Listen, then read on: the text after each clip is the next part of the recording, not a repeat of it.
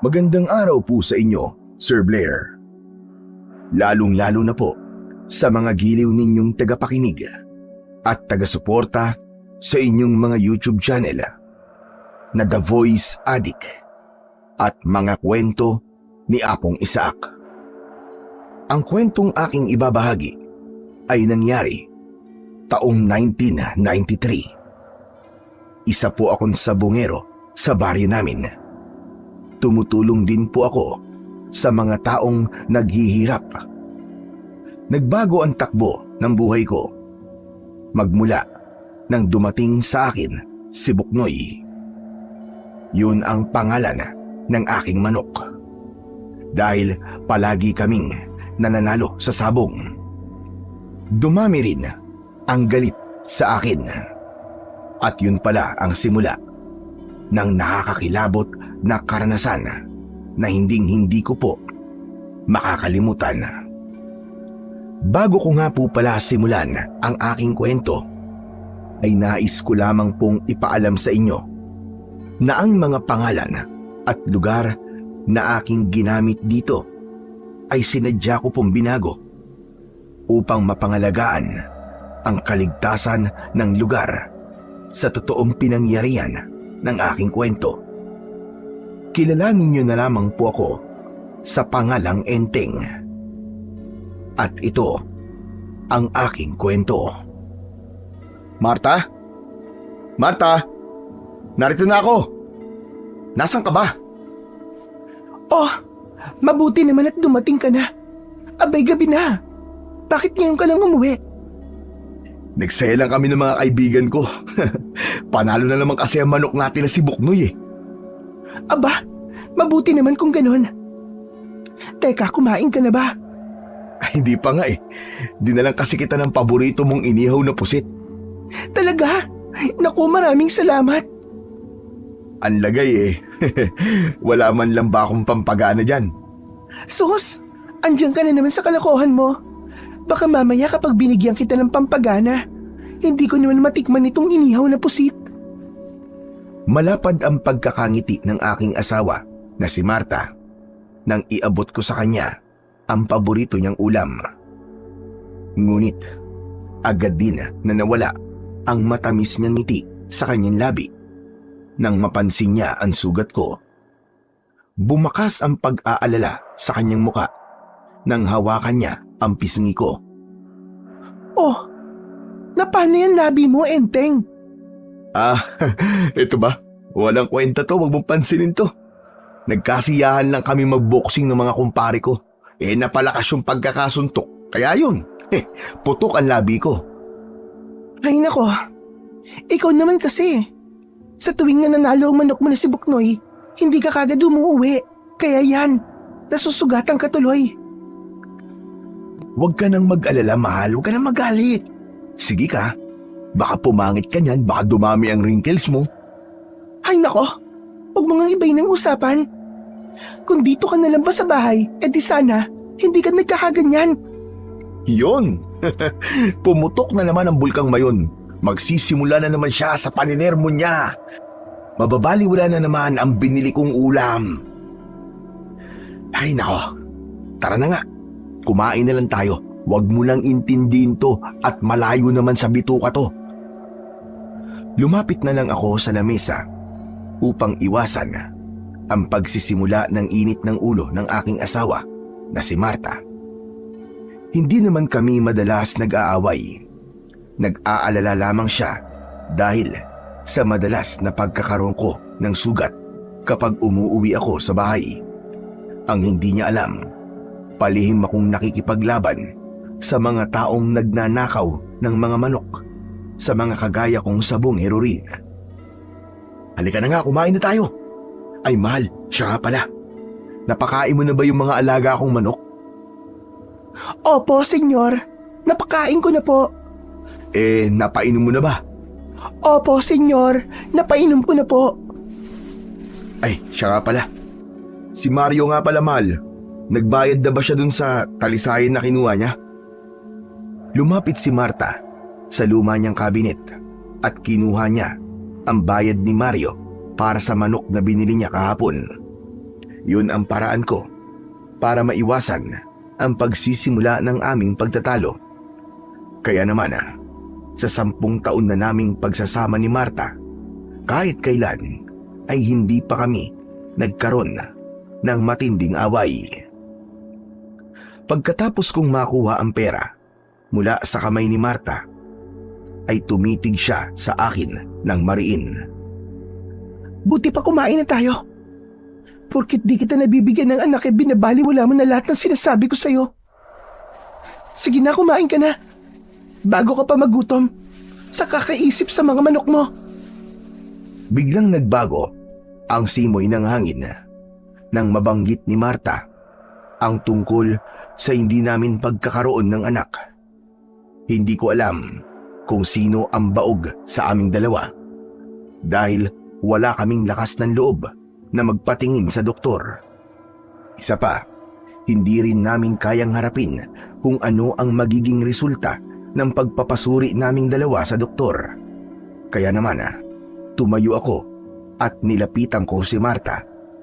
Hinawakan ko ang tigkabilaan niyang braso. Ay sus! Nagtampo na naman ang mahal ko. Hindi naman kita binabaliwala eh. Ikaw ang pinakamahalagang nangyari sa buhay ko. Totoo yun.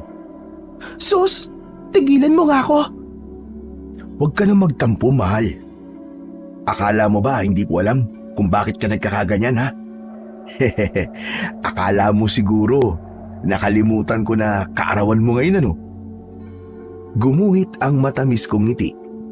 Nagdahan-dahan akong dukutin mula sa aking bulsa ang kwintas na regalo ko para kay Marta. Saka ko inilaylay yun sa kanyang muka. Maligayang kaarawan sa nag-iisang reyna ng aking tahanan. Pasensya ka na, ha? Ito lang ang nakayanan ko. Ano ba yan? Nakakainis ka talaga. Akala ko talaga nakalimutan mo na ang birthday ko. Pwede ba naman yun? Hindi ko yun makakalimutan, no? O diba? Ngumiti ka na ulit. At saka, ito ang palagi mong tatandaan, mahal, ha? Kahit ilang taon pa tayong hindi magkaroon ng anak, ikaw pa rin ang babaeng pinakamamahal ko. Aba, madalas ko ngang ipinagmamalaki sa mga kumpare ko na suportado ako ng misis ko sa pagsasabong ko. Nako, lahat sila inggit na inggit sa akin. Totoo ba yan? Oo, Bexman. Kaya nga huwag ka nang malungkot dyan o mag-isip ng kung ano-ano dahil kahit kailan, hinding-hindi kita ipagpapalit kahit sa mga manok ko. Sa isang iglap, nagbago ang mood ng aking asawa. Nawala ang kanyang galit at napalitan ng paglalambing. Pagkatapos naming kumain, ay nakatulog na kaming mag-asawa. Pagsapit ng hating gabi, ay dahan-dahan akong bumangon sa katre na gawa sa tabla. Nilingon ko muna ang natutulog na si Marta. Saka ako lumabas ng aming silid.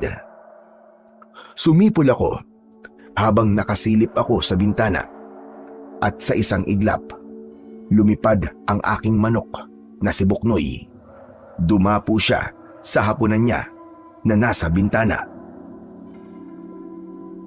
Kumusta ang pinagagawa ko sa iyo, Buknoy? Natagpuan mo na ba ang pinagkukutaan ng mga magnanakaw ng manok? Tumilaok ang tandang na si Buknoy. Isang beses yun na ang ibig sabihin ay oo. Si Buknoy ay kakaiba sa lahat ng mga naging manok ko dahil naiintindihan niya ang sinasabi ko na parabang meron siyang isip na kagaya ng sa tao. Ipinagkaloob siya sa akin ng matandang si Lolo Tasyo na isang magtatari. Bilang pagtanaw niya ng utang na loob sa akin, muntik nang mamatay ang matandang si Lolo Tasyo nang habulin ito ng toro na kalabaw. Mabuti na lang at nailigtas ko siya. Kaya naman, napunta sa akin si Buknoy bilang regalo niya sa akin. Kung ganun, kailangan na nating magmadali, Buknoy. Puntahan na natin sila sa kanilang kuta. bago pa sila makapagnakaw ulit ng mga manok.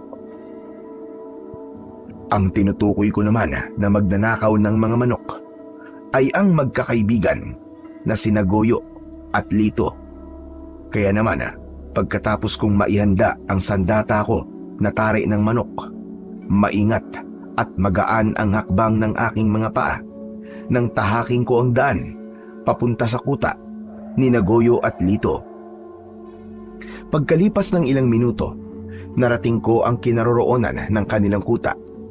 Sakto na naabutan ko silang nag-uusap. Huwag ka nang bumalik sa pagsusundalo mo, Lito. Mas malaki ang kikitain natin sa pagnanakaw ng mga manok, maniwala ka. Kausap ni Goyo ang kaibigan niyang si Lito habang panay ang buga nito ng usok ng sigarilyo. Rinig na rinig ko naman ang kanilang mga pinag-uusapan mula sa aking pinagtataguan na likod ng puno ng nyog. Si Buknoy naman ay pinabayaan kong maglakad sa paligid ng kuta ng mga ito. Hehehe, kapag naibenta natin kay Boss Anton ang lahat ng mga manok na makukuha natin, yayaman na tayo. Milyones ang magiging pera natin, panigurado. Ngumisi si Lito at sinabi nitong wala na siyang balak na bumalik sa pagsusundalo. Idinagdag pa nitong suwestyon sa kaibigan ay ang maganda raw na makuhang manok ay ang alaga ko na si Buknoy. Mga tinamaan kayo ng lintik. Kung ganun, may plano pala kayong kunin ng manok ko ha? Akala nyo ba? Ganun nyo lang kadali makukuha manok ko? Pwes, makikita nyo. Ngumisi ako ng nakakaloko habang nakatingin pa rin sa kinaroroonan ng 4 na mga lalaki. Lahat sila ay nakatayo at nag-uusap habang hawak ang mga manok na nakuha nila sa ibang mga sabongero. Pero nagulat ako sa pagdating ni Mario. Dala niya ang talisayin na binili niya sa akin. Sinabi nito na ilalaban niya ang manok ngayon kay Buknoy. Kaya naman napakunot ang aking noo nang magkatinginan ang mga ito ng makahulugan. Maya-maya pa, biglang dumating si Mang Anton. Si Mang Anton ang may-ari ng pinakamalaking sabungan sa baryo ng Santa Milagrosa. Lahat ng mga tauhan nito ay mga armado, kaya takot sa kanila ang mga kagaya ko na sabungero. Dati siyang nanligaw sa aking asawa na si Marta at nauwi pa nga raw sa muntik nitong pamamanhikan sa kanya. Dahil doon, nakipagtanan sa akin si Marta para makaiwas sa lalaki na mas matanda pa sa kanya ng 25 taon. Kaya magmula nang pakasalan ako ni Marta, naging mainit na rin ang dugo niya sa akin. Maya-maya pa ay narinig kong nagsalita si Mang Anton. Nabalitaan ko na meron daw sundalo na dumating sa baryo natin.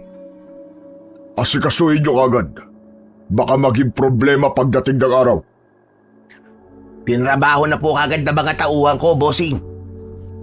Ang hayop na enting manok na yan, tinapos niyo na ba? Nagulat ako nang mabanggit ni Mang Anton ang pangalan ko sa gitna ng kanilang pag-uusap. Tinatrabaho pa lang po namin, bossing. Ano?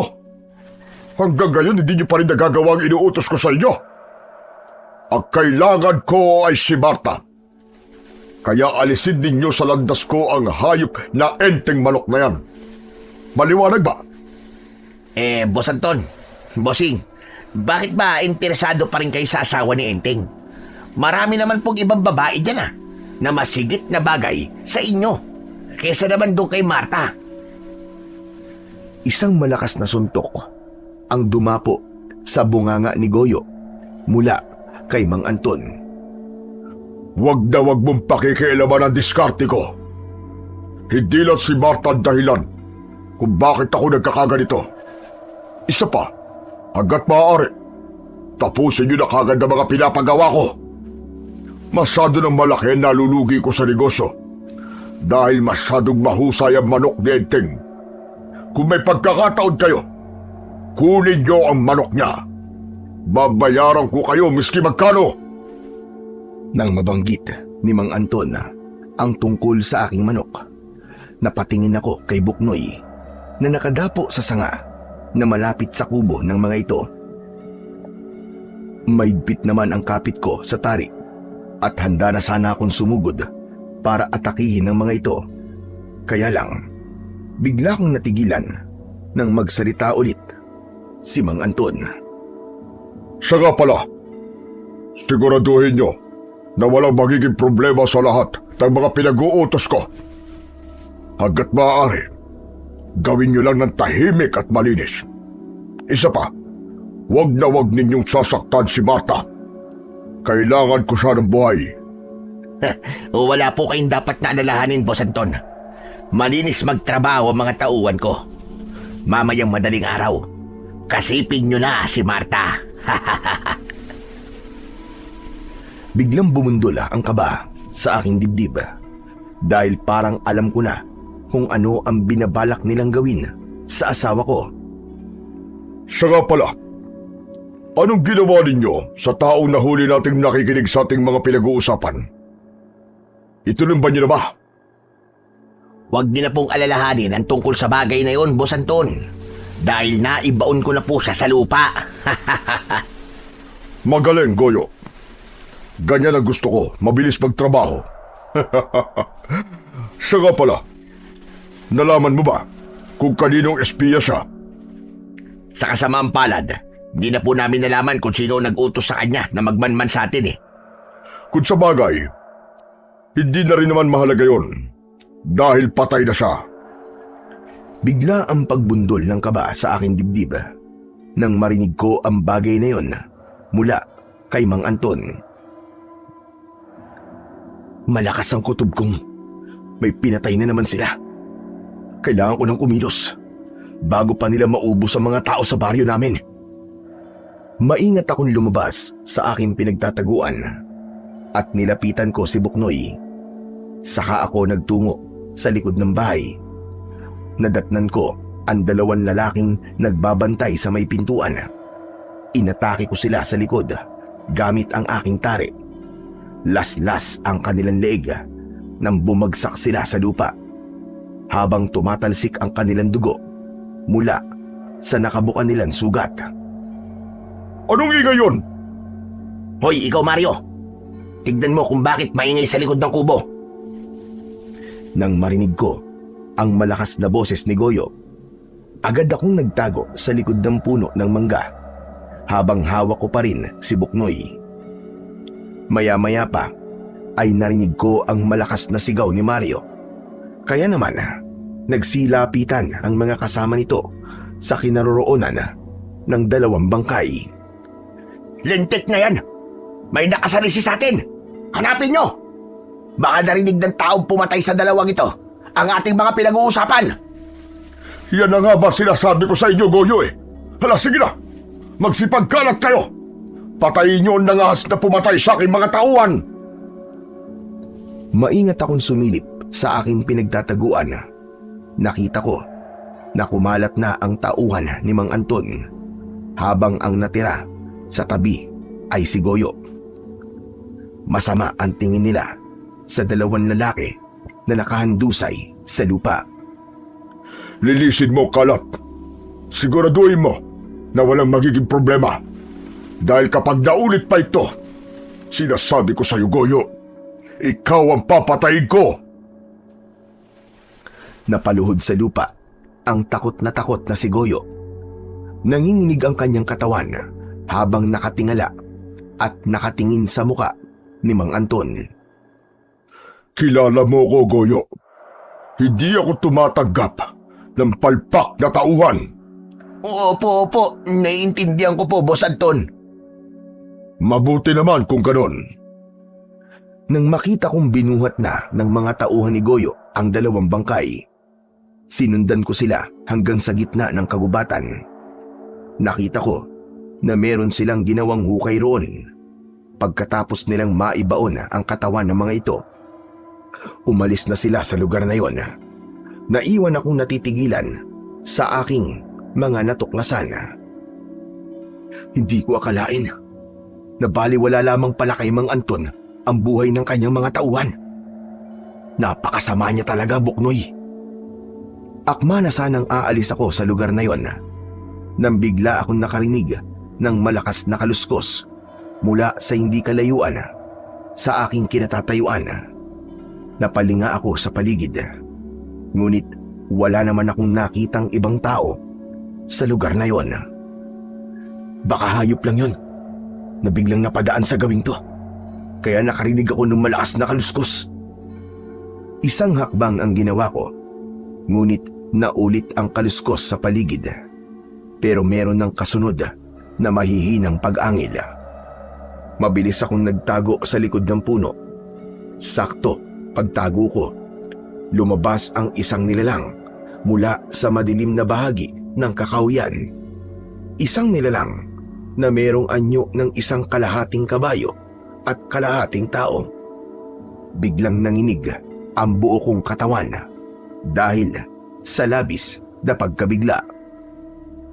Anak ng putya! Tikbalang! Meron tikbalang! Hindi ko inaalis ang aking paningin sa kanyang kinaroroonan. Lalo na nang lapitan nito ang bagong hukay na lupa at mabilis nitong dinukal yun. Halos tumagal lamang ng kalahating oras ang ginawa nitong paghukay at mas lalong nanlaki ang aking mga mata nang makita ko kung paano niya nilantakan ang lamang loob ng dalawang lalaki na nakabaon lang sa hukay na yon. Kung hindi ako nagkakamali, isa siyang aswang na tikbalang. Hindi ako makapaniwala na meron palang ganyang klaseng nilalang sa baryo namin. Sinulyapan ko ang manok na si Buknoy. Nanatili siyang nasa braso ko habang nakatingin din sa gawi ng kinaroroonan ng aswang na tikbalang. Napasandal ako sa likod ng puno at sunod-sunod ang ginawa kong paglunok ng laway. Kaya lang, malakas ang pakiramdam ng nilalang at tumigil ito sa paglantak sa lamang loob ng tao. Narinig ko rin na humakbang ito papalapit sa aking kinaroroonan. Kaya naman, pigil ang aking hininga na hinintay ang paglapit ng aswang. Nang malapit na ang aswang sa aking kinatatayuan, lumipad mula sa pagkakakapit ko si Buknoy. Hindi ako makapagsalita nang makita kong nagpahabol siya sa aswang na tikbalang. Diyos ko, ang manok ko! Sana ayos lang siya. Sana hindi siya mahuli ng aswang na tikbalang na yun. Akma ko na sanang susundan ang aswang na tikbalang at si Buknoy nang bigla kong naramdaman ang kamay na pumigil sa aking braso. Paglingon ko, nakita ko si Lolo Tasyo. Umiling siya na parabang nakita niya rin ang nilalang na nakita ko kanina. Huwag mo na sundan si Buknoy. Alam niya kung paano matatakasan ang nilalang na yon. Halika, sumunod ka sa akin. Hinila ako ni Lolo Tasyo. Malaki ang hakbang ng aming mga paa na tinahak namin ang daan papunta sa bahay ng matanda. Panay naman ang linga ng matanda sa paligid habang nagsasaboy siya ng asin sa bawat daan na nilalakaran namin. Lolo Tasyo, anong ginagawa niyo?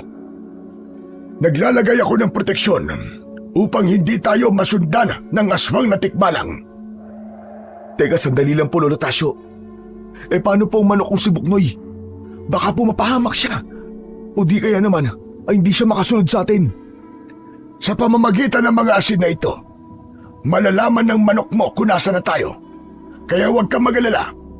Kailangan natin makarating kagad sa bahay bago ka pa makita rito ng mga tauhan ni Anton at ng aswang na yon. Kaya naman, mas binilisan namin ang paglalakad upang makarating kami agad sa bahay ng matanda. Pagdating namin sa kubo ni Lolo Tasyo, mabilis kaming pumasok sa loob ng bahay nito. Nakita ko na agad din siyang nagpadikit ng apoy sa kalan at nagsunog ng mga goma. Pagkatapos, kinuha niya ang aking tari at itinapat yun sa usok. Kailangan mawala ang amoy ng dugo sa tari na ginamit mo sa mga tauhan ni Anton para hindi ka masundan ng aswang dito. Ang ibig niyo pong sabihin nakita niyong ginawa ko kanina? Oo, kaya nga narito ako para iligtas ka. Hindi ba't sinabi ko sa'yo na mag-iingat ka sa pag-atake? Hindi nila pwedeng malaman na manunugis ka ng mga taong gumagawa ng kabalbalan sa baryo natin. Pero Lolo Tasyo, paano niyo po maipapaliwanag sa akin ang tungkol sa nilalang na nakita ko kanina? Matagal ko nang gustong sabihin sa'yo ang tungkol sa ganung klaseng nilalang na tahimik na kumakain sa katawan ng mga bangkay. Wala lang talaga akong pagkakataon para sabihin sa iyon. Lolo Tasyo, ano pong uri ng aswang ang nilalang na yun? Siya ang aswang na tikbalang na merong lahi ng aswang na balbal. Kaya kalahati ng balbal ang tawag ko sa kanya. Sapagkat ang kinakain niya ay ang kamamatay lang na tao. Kagaya ng ginawa niya sa 2 lalaki na pinatay mo. Isa pa, hindi lang siya nag-iisa. Kung hindi ako nagkakamali, marami na silang naninirahan dito. Kung ganun, matagal na po siyang namiminsala sa baryo natin at kinakain niya ang mga patay, ganun ba? Yun ang malupit na katotohanan, Enteng. Kaya hanggang ngayon, marami pa rin ang nawawalang tao sa baryo natin. Bakit ngayon niyo lang po ito pinagtapat sa akin, Lolo Tasyo? Dahil ngayon lang ako nagkaroon ng pagkakataon. Natigil ang pag-uusap namin ni Lolo Tasyo nang marinig ko ang pagaspas ng pakpak ng manok sa bintana ng matanda. Tuwang-tuwa ako nang makita ko na nakabalik na ang alaga kong manok na si Buknoy. Agad ko siyang dinampot at niyakap. Ang galing mo talaga, Buknoy! Nakasunod ka agad sa amin! Ano ha? Nasugatan ka ba ha? Hinawi ko ang mga balahibo ni Buknoy. At nang makita ko na wala siyang sugat sa katawan, saka lamang ako nakahinga ng maluwag. Dinala kita rito upang bigyan ng babala. Malapit nang magsimula ang pangangalap ng mga tandang sa baryo natin. Ano naman po ang ibig niyong sabihin tungkol sa pangangalap po ng mga tandang? Yun ang simula ng pagsasagawa ng ritual para sa muling paggising ng pinakamalakas na supremo ng mga aswang. Iipunin nila ang mga dugo ng mga tandang upang ipainom sa supremo. Ang pinakauling dugo na kukumpleto sa kanilang ritual ay ang dugo mismo ni Buknoy. Dugo ng manok ko? Pero bakit po? Ano pong meron sa dugo ni Buknoy? Si Buknoy ay merong kakaibang dugo sa lahat ng mga manok. Sisiw pa lang si Buknoy ay inatake na siya ng ahas na kobra at hindi siya namatay. Sa halip, nagkaroon siya ng kakayahan. Kaya niyang maintindihan ang sinasabi nating mga tao. Kaya ba nauunawaan po niya ang mga sinasabi ko? Ganun na nga. Kaya pakaingatan mo siya. Sa oras na mainom ng supremo ang dugo ni Buknoy, magkakaroon siya ng malakas na kapangyarihan sa pamamagitan ng kanyang laway. Magkakaroon siya ng kamandag na katumbas ng kamandag ng kobra. Kaya malaking gulo kapag nagtagumpay siya sa kanyang mga binabalak. Hindi ko po hahayaan na magtagumpay ang supremo sa kanyang binabalak. Kaya nga gawin mo ang lahat na makakaya mo para maprotektahan si Buknoy. Mag-iingat ka, Enteng. Hindi biro ang haharapin mong panganib. Hala, sige na. Kailangan mo nang umuwi. Walang kasama si Marta, hindi ba? Kailangan mo siyang protektahan dahil baka gamitin siya ng mga kalaban mo laban sa iyo. Nang maalala ko ang tungkol sa aking asawa na si Marta, ay agad akong umalis sa bahay ni Lolo Tasio. Pagkalipas ng 1 oras na paglalakad, narating ko ang bahay namin. Sinilip ko ang asawa ko sa aming silid at natutulog pa rin ito. Mabuti na lang at tulog pa rin siya hanggang ngayon. Teka, Buknoy, simula ngayon, dito ka na matutulog sa loob ng bahay namin ha. Isa pa, may laban ka pa bukas, kaya galingan mo. Isang tilaok ang ginawa nito bilang tugon sa mga sinabi ko. Ang pagkakaroon ko ng manok na kagaya ni Buknoy ay masasabi kong biyaya na ipinagkaloob sa akin ng Panginoon. Dati akong mangangalakal at magmula nang mapunta sa akin si Buknoy, unti-unti akong nakaahon sa kahirapan. Hindi ko lang talaga maintindihan na sa dinami-dami ng mapagbibigyan ng manok ni Lolo Tasio ay ako pa ang pinili niya. Isang malalim na buntong hininga ang pinakawalan ko. Saka ako pumasok sa loob ng aming silid ng aking asawa. Dahan-dahan akong naiga sa tabi niya hanggang sa bumigat na rin ang talukap ng aking mga mata. Agad akong nakatulog dahil sa matinding pagod. Kinabukasan ay nagising ako sa ingay ng makina ng sasakyan na pumarada sa labas ng aming bakuran. Kasunod ng malakas na boses ng mga lalaking pumasok sa aming bakuran. Mahal, tignan mo nga kung anong ingay yun sa labas. Teka, parang boses yun ni Nagoyo at Lito ah. Hala, ang manok ko si Buknoy.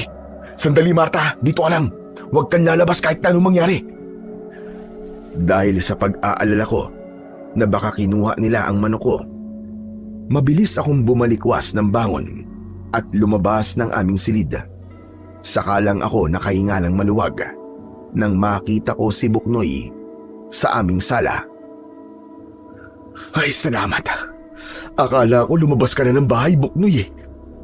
Hahawakan ko sana si Buknoy nang bigla kong narinig ang boses ni Goyo mula sa nakasaradong pintuan. Enteng! Lumabas ka dyan! Mag-usap tayo! Lumapit ako sa pintuan at binuksan ko ang pinto. Tumambad sa aking paningin ang isang owner sa labas ng aming bakuran at 4 na lalaki na kasama naman ni Goyo. Bakit? Ano bang kailangan mo? Ang totoo yan, hindi naman ikaw ang totoong sadya ko rito eh. Kundi si Marta. Pinapasabi ni Boss Anton na kahit may asawa na siya, ay manliligaw pa rin daw siya sa asawa mo. Anong sabi mo? Narinig mo naman, di ba? Ano ka, bingi? Hindi marunong tumanggap ng pagkatalo si Boss Anton. Kaya tatagan mo ang pagbabakod mo sa asawa mo. Ngumisi ito ng nakakaloko, kaya hindi na ako nakapagtimpi ng galit. Sinuntok ko siya sa muka at bumagsak siya sa mga braso ng kanyang mga tauhan na sumambot sa kanya. Kung babastusin mo lang ako sa loob ng pamamahay ko, ang mabuti pa, umalis ka na. Maangas ka. Pinapaalalahanan lamang kita, Enteng. Baka mabigla ka. Hindi ko kailangan ng paalala mo, Goyo. Magkita na lang tayo mamaya sa laban ng mga manok natin. Tignan ko lang kung hindi ilang paso ng manok ko ang manok mo. Tignan na lang natin kung kaninong manok ang tutumba. Pabalya na inalis ni Goyo ang mga kamay ng kanyang mga tauhan na nakahawak sa braso nito. Saka siya na unang naglakad palabas ng bakuran namin. Hindi ko naman namalayan na kanina pa pala nasa likod ko si Marta at narinig niya ang mga sinabi ni Goyo. Marta, kanina ka pa ba dyan? Oo, at narinig ko ang lahat ng mga sinabi ni Goyo. Enteng, mahal, natatakot ako. Ano kaya kung umalis na lang tayo sa lugar na to? Aba, bakit naman tayo aalis dito? Sa tingin ko, hindi talaga tayo titigilan ni Mang Anton. Pues, mas lalo nating ipakita sa kanya na hindi tayo natatakot sa kanya. Hindi na nahiya ang Damontres na yun. Ang tanda-tanda na eh, tsaka may asawa ka na. Hindi pa rin tumitigil sa panliligaw sa'yo. Enteng, alam mo naman ang kwento namin, di ba? Nag-aalala ako para sa kaligtasan natin. Lalo pa ngayon na napapadalas na ang pagpunta sa bahay natin ng mga tauhan ni Mang Anton. Hinawakan ko ang mga kamay ng asawa kong si Marta at nakangiti ko siyang kinausap upang mawala ang kanyang pag-aalala. Mahal, hanggang kasama mo ko, walang mangyayaring masama sa atin. Lalong-lalo na sa'yo. Kaya huwag kang mag-alala. Teka, gusto mo bang sumama sa akin sa sabungan? Itutuloy mo ba talaga ang pakikipagsabong sa manok ni Goyo? Kilala siya mandaraya. Baka mapahamak si Buknoy. Sus, imposibleng mangyari yun. Hindi sila uubra sa manok ko. Posibleng mangyari yun. Dahil armado sila at mahirap banggain. Ultimo nga mga pulis hawak nila. Kaya magagawa nila kung anong gusto nila. Kung ayaw mo tumigil, hindi ako sasama sa iyo sa sabungan. Hindi rin naman ako mapapalagay kung iiwan kita mag-isa rito, Marta. Kaya sige na, mahal ko. Sumama ka na sa akin at ipanatag mo ang loob mo. Alam mo naman ang dahilan eh, kung bakit gusto ko ang sabong. Oo nga, alam ko nga ang dahilan. Kaya lang natatakot na kasi ako sa sitwasyon natin ngayon.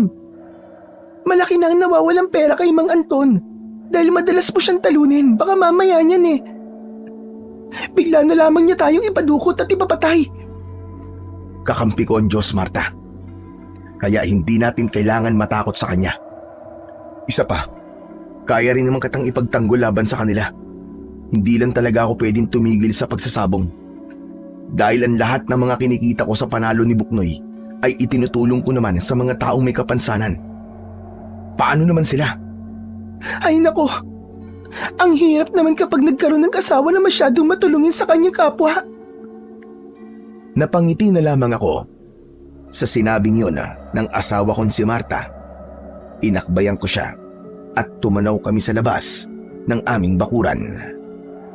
Matagal na akong tumutulong sa mga taong may hirap, lalong-lalo na sa mga taong mayroong kapansanan na hindi kayang magtrabaho para buhayin ang kanilang sarili o kanilang pamilya. Kung minsan, tumutulong din ako sa mga matatandang walang matiran at walang makain. Tinutustusan ng mga panalo ko sa sabong ang lahat ng mga pangangailangan ng mga taong tinutulungan ko. Ngunit kung marami ang natutuwa sa mga ginagawa ko, mas marami naman ang nagagalit dahil malaki ang nawawalang pera sa kanila. Kaya naman hanggang ngayon ay nag-aalala pa rin ako sa kaligtasan naming dalawa ng asawa ko. Pagsapit ng 2:00 ng hapon ay kasama ko na si Marta papunta sa sabungan. Nakatayo yun sa gitna ng kakahuyan na malayo sa bahay ng mga tao. Pinaupo ko ang asawa ko sa tabi ko habang naghihintay kami ng pagpasok ng magiging kalaban ni Buknoy. Pagkalipas ng ilang minuto, nasa loob na kami ng kwadradong bulwagan na paglalabanan ng mga manok. Ngumisi si Goyo sa akin habang pinalalagyan niya ng tarik ang kanyang manok kay Mario. Tignan mo nga naman ang pagkakataon, Buknoy. Si Talisayin pa ang magiging kalaban mo. O ano? Kinakabahan ka na, ha? Enteng manok. Ikaw ang dapat nakabahan, Goyo. Dahil sigurado na ang pagkatalo mo. Mayayari ka na naman kay Boss Anton mo. Sigurado yan. Maangas ka talaga kahit kailan. Tignan na lang natin kung sino ang uuwi na luhaan. Lumayo kami sa isa't isa habang hawak namin ang aming manok. Si Lito naman ang tumayo sa gitna upang magdeklara ng laban. Pero nagtawag muna siya ng pusta sa mga tao at kung sino ang lalabas na dehado at liamado. Liamado si Buknoy dahil tiwala ang mga tao na mananalo ang manok ko. Itinaas ni Lito ang kanyang kamay bilang pagsisimula ng laban. Sa unang pagsasalpukan ng mga manok, tinamaan kagad ni Buknoy ang kalaban sa pakpak. Parang binabayo ng maso ang dibdib ko ng mga sandaling yon habang pinanonood kong naglalaban ang mga ito. At sa muling pagsasalpukan ng mga manok, aksidenteng tinamaan si Buknoy sa kanyang tiyan. Ang ipinagtataka ko lang, hindi na siya nakagalaw at tumihaya siya sa saig na lupa ng sabungan. Teka, ano nangyayari? Wala na. Talo na ang manok mo, Enteng. Hindi basta-basta matatalo ang manok ko. Tsaka, bakit ganyan ang reaksyon ng manok ko mula sa tari ng manok mo, ha? Goyo, meron ba kayong ginawa sa tari ng manok nyo? Teka, sandali lang. Pinaparatangan mo ba ako na nandadaya? Hindi kita pinaparatangan. Dahil direkta kong sinasabi sa'yo na meron kayong inilagay na lason sa tari ng manok mo. Itigil ang laban, tabla to! Hindi ako makakapayag na ganyan ang mangyari sa manok ko. Bakit? May katibayan ka ba na merong laso ng tari ng manok namin, ha? Lumapit ako kay Goyo. Sigurado ko sa akin sarili na may lason talaga ang tari ng manok ni Goyo. Hindi mo ako maluloko, Goyo. Sa pangalan mo pa lang, hindi ka nakapani-paniwala. Tignan mo nga, nangitim kagad ang paligid ng sugat ng manok ko. Sinabi nang wala akong ginamit na lason dyan eh. Natalo ka lang talaga. Kaya ka nagkakaganyan. Kinwelyuan ko si Goyo at tuluyan nang naubos ang aking pasyensya. Sinuntok ko siya sa muka at bumagsak siya sa lupa. Kaya naman, pinagsisisipa ko siya sa kanyang tagiliran. Pero biglang umalingaw-ngaw ang malakas na putok ng baril sa loob ng sabungan. Nagkagulo ang mga tao at kanya-kanya na silang takbo para makaalis sa lugar na yon. Nakita ko naman si Mang Anton. May hawak siyang baril at nakatutok sa akin. Anong kaguluhan ito? Boss Anton, ito si Enteng eh. Pinaratakan akong gumagamit ng lason sa tari ng manok natin. Hindi ba't ipinasuri muna natin ang mga tari bago gamitin? Mukha yatang hindi pa rin alam ni Enteng ang patakaran sa sabungan ko. Huwag na kayong magkunwari. Hindi niyo ako maluloko. Kaya tama na ang laban na to, tabla to. Iuuwi ko ang manok ko. Hindi pwede. Natalo ng manok ko ang manok mo. Kaya ako na ang may-ari sa manok mo. Hala, sige na. Kunin mo na ang talunan ng manok, Goyo. Agad na bumangon si Goyo at nilapitan niya ang nakahandusay kong manok. Pero agad akong humarang sa kanyang harapan. Dahil doon, mabilis na lumapit sa aking kinaroroonan si Marta. Enteng, halika na. Pabayaan mo na sila. Iwan na natin si Buknoy. Hindi pwede, Marta. Dinaya nila ako. Mabigat yata ang paratang na sinasabi mo, ha, Enteng Manok. Tanggapin mo na lang ang katotohanan na natalo ka namin. Hala, sige na. Kunin niyo na ang talunan. Napakuyom ang aking mga kamoo nang makita kong hahawakan ni Lito ang manok ko na si Buknoy. Maigpit din ang kapit ng kamay ni Marta sa aking braso para pigilan niya ako sa aking gagawin.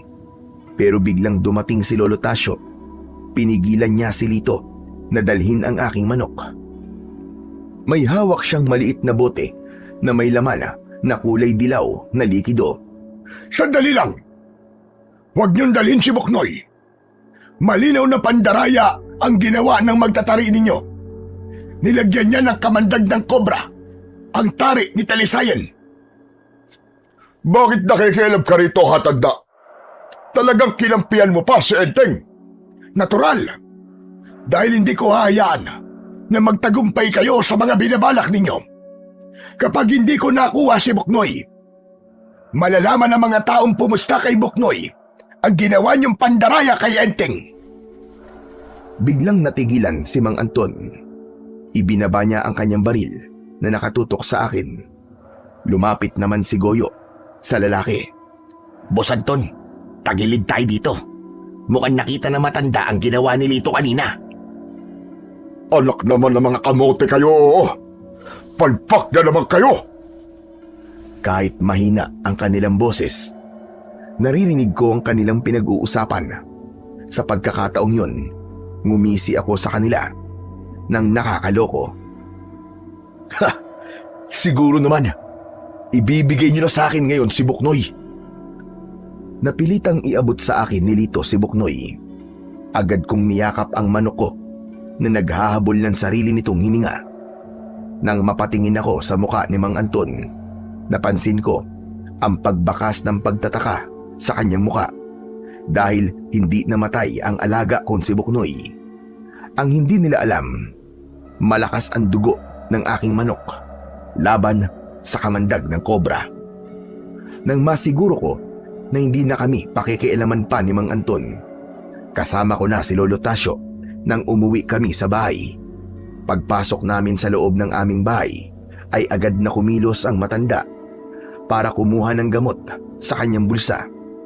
Inilapag ko naman si Buknoy sa ibabaw ng lamesa, habang si Marta naman ay nag-aalala na napatabi sa akin ng upo. Ano na po ang mangyayari sa manok ko, Lolo Tasyo? Nanghihina lang ang manok mo dahil sa kamandag ng kobra na pumasok sa loob ng kanyang sugat. Pero mabilis naman na malalabanan ng kanyang dugo ang epekto ng kamandag sa kanyang katawan. Tsaka makatutulong sa kanya ang gamot na inilagay ko sa sugat niya. Mukhang nagiging agresibo na naman sina Mang Anton at Goyo sa pagkuha nila sa manok ko. Di talaga sila titigil. Kaya nga di ba, binalaan na kita. Hindi na kayo ligtas sa lugar na ito. Mabuti pa yata, sa bahay ko na muna kayo tumira. Lalong-lalo na si Marta. Dahil hindi nila titigilan ang asawa mo para meron silang magamit laban sa'yo. Ang ibig niyo po bang sabihin, gagamitin nila ako para makontrol nila ang asawa ko at makuha nila si Buknoy? Tama ka, Marta. Kaya sana naman, hindi na kayo tumanggi sa alok ko. Doon na muna kayo sa bahay. Kahit papano, ligtas kayo doon. Sige po, kung yan po ang nararapat para sa kaligtasan ng asawa ko. Ngunit, bakit niyo po ito ginagawa sa amin? Bakit po napakabuti niyo sa aming mag-asawa? Dahil iniligtas mo ang buhay ko, Enteng. Ikaw lang ang nag-iisang tumulong sa akin. Kaya naman, nasabi ko sa sarili ko na gagawin ko ang lahat para makaganti ng utang na loob sa'yo. Ang pagtulong naman po ay hindi naghihintay ng anumang kapalit. Hindi niyo po kailangan gawin to, Lolo Tasyo. Baka madamay pa po kayo sa problema namin ni Marta eh. Hindi ako natatakot na madamay sa problema niyong mag-asawa. Matanda na ako, kaya wala nang dahilan para matakot ako, lalo na sa kamatayan. Wala na akong nasabi sa kabutihang ipinapakita sa akin ng matanda. Kaya hinayaan ko siyang gamutin si Buknoy. Nang umalis si Lolo Tasyo, ay kinausap naman ako ni Marta. Enteng, ano ba talaga nangyayari? Meron ka bang hindi sinasabi sa akin? Wala naman akong nililihim sa'yo, mahal.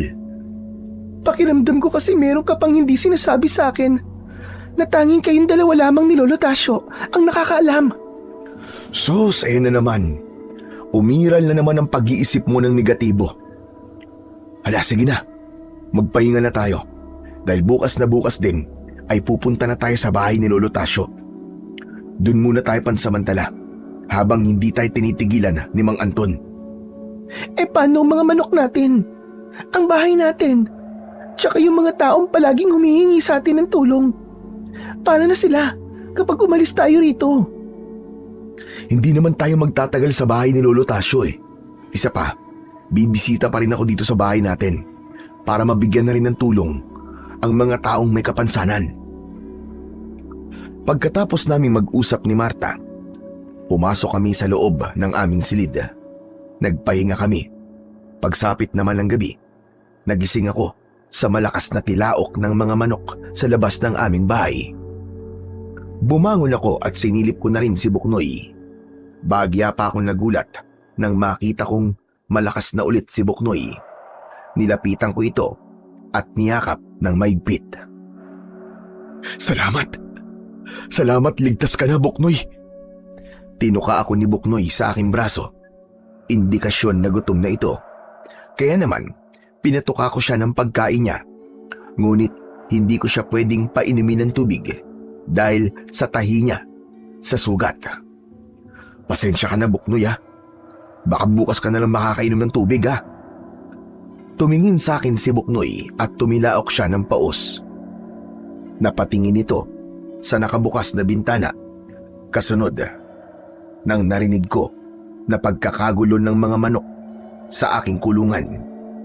Dali-dali akong kumuha ng tari na nakasabit sa aming dingding. Inilapag ko si Buknoy sa sahig. Saka ako maingat na lumapit sa bintana.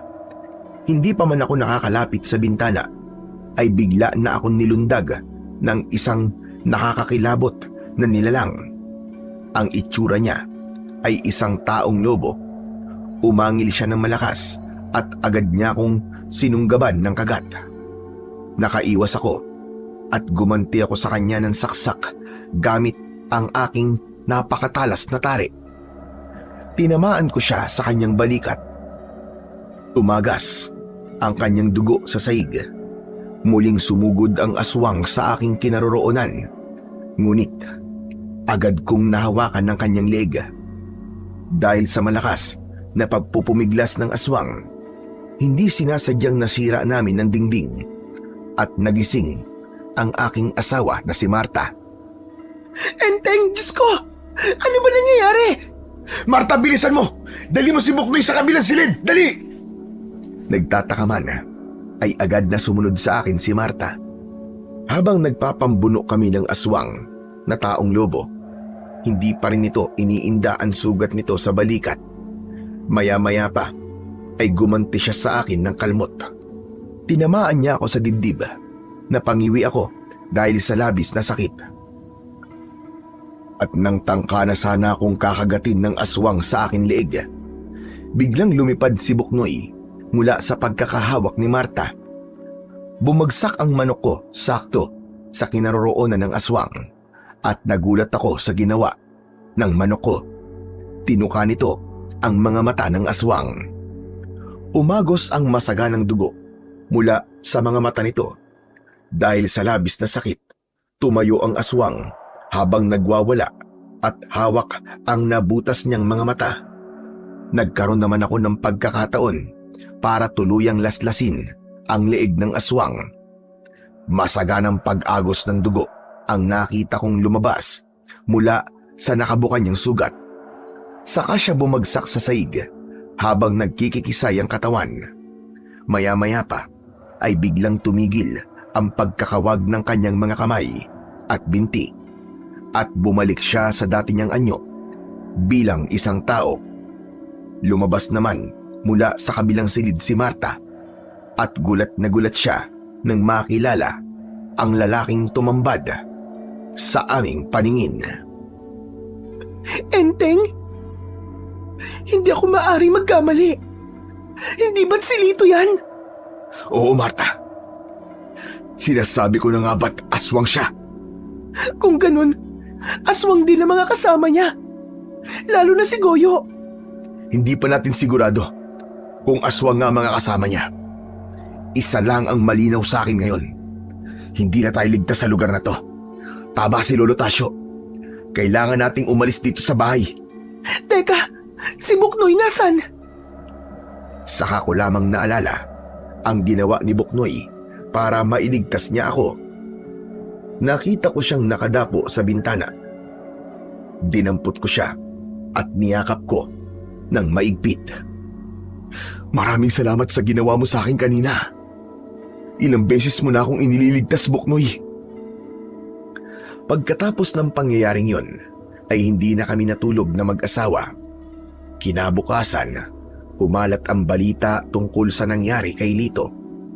Sinabi namin sa mga pulis na nag-iimbestiga na pinasok niya ang bahay namin at hindi sinasadya na inatake siya ni Buknoy na mayroong pang suot na tarik, kaya namatay ito. Naniwala naman ang mga pulis, ngunit hindi sina Mang Anton at Goyo. Kung napaikot mo mga pulis, ako hindi. Hindi ako naniniwalang ang manok mo ang pumatay sa tauhan ko na si Lito. Isipin mo na ang gusto mong isipin, Mang Anton.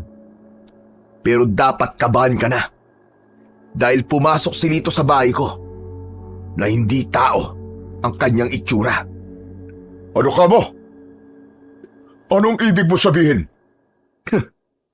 Huwag ka na magmaang-maangan. Alam mo kung anong ibig kong sabihin. Tama na yung pagpapanggap mo. Hindi bagay sa'yo, ungas. Boss Anton, anong sinasabi sa'yo ng maangas na to? Isa ka pa, Goyo. Alam ko na kung anong inililihim nyo. Kaya kabahan na kayong dalawa ng amo mo. Dahil hindi magtatagal, malalaman na ng mga tao rito na isa kayong... Enteng, tara na. Tama na yan. Huwag mo na silang patulan. Kung hindi ako hinila ni Marta, baka nasabi ko na sa kanila na alam kong aswang silang dalawa.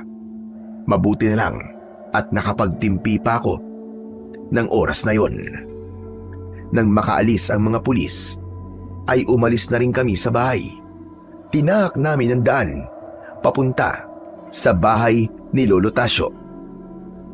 Enteng, alam mo, nagtataka talaga ako sa manok mong si Buknoy. Para bang kakaiba siya sa lahat. Anong ibig mo sabihin? Kagabi nagulat ako sa ginawa niya. Para bang meron siyang isip na kagaya natin. Matagal ko nang alam na kakaiba ang manok natin, Marta. At alam ko na napapansin mo rin yun kapag pinapakain mo siya. Kaya ba tayo aalis ng bahay? Dahil gusto mong protektahan si Buknoy laban kina Goyo at Mang Anton? Tama ka, Marta. Dahil maaari nilang gamitin si Buknoy sa paggawa nila ng kasamaan. Bigla kaming natigilan sa paglalakad nang tumilaok ng 2 beses ang manok ko na si Buknoy. Bakit yung Buknoy? May nararamdaman ka ba sa paligid, ha? Bumilis ang paglinga ni Buknoy sa paligid. Palatandaan na merong nakasunod sa amin na kakaibang nilalang. Enteng, bakit? Sa tingin ko, mahal ko, may nilalang na nakasunod sa atin. Nilalang? Nakagaya ba ng aswang kagabi? Hindi. Kakaiba siyang nilalang na kayang tumagal sa presensya ng araw. Hala, sige na.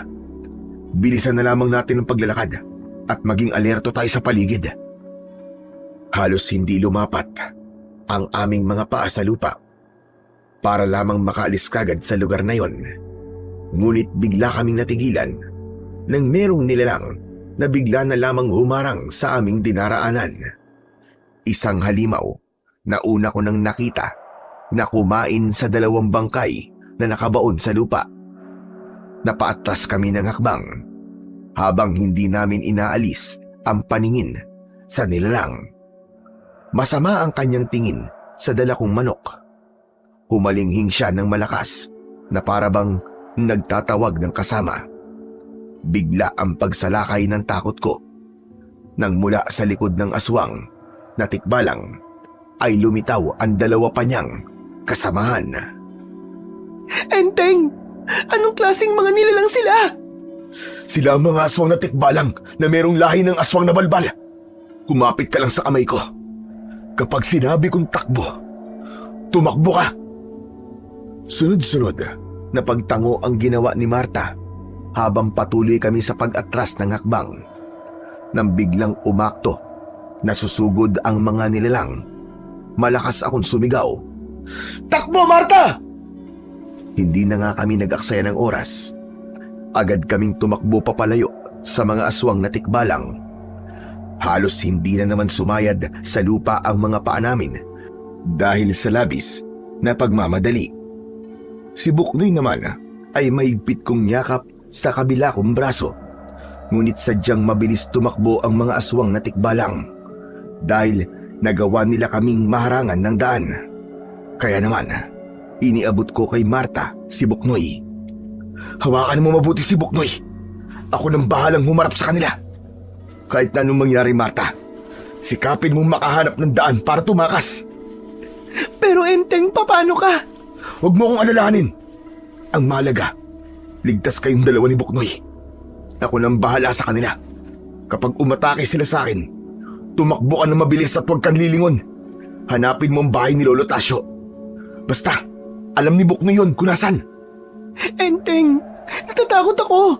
Sige na, Marta. Magtiwala ka lang sa akin. Ikaw naman, Buknoy. Iligtas mo si Marta at dalhin mo siya sa bahay ni Lolo Tasyo.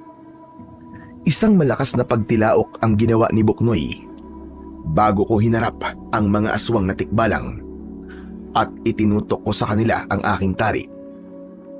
Kung talagang matatapang kayo, ako ang labanan nyo at bibigyan ko kayo ng magandang laban. Nagkatinginan ang mga aswang na tikbalang at humuni ng kakaibang tunog. Yun ang kanilang paraan para mag-usap. Maya-maya pa ay muli silang tumingin sa akin at ngumisi ng nakakakilabot. Bigla na lamang naunang sumugod sa akin ang isa sa mga tikbalang at sinalubong ko naman siya ng aking sandata na tari.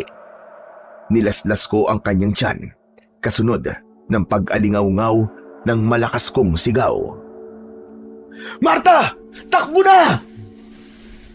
Kasabay ng pagtakbo ni Marta, ang pagsugod ko naman sa kinaroroonan ng 3 aswang na tikbalang.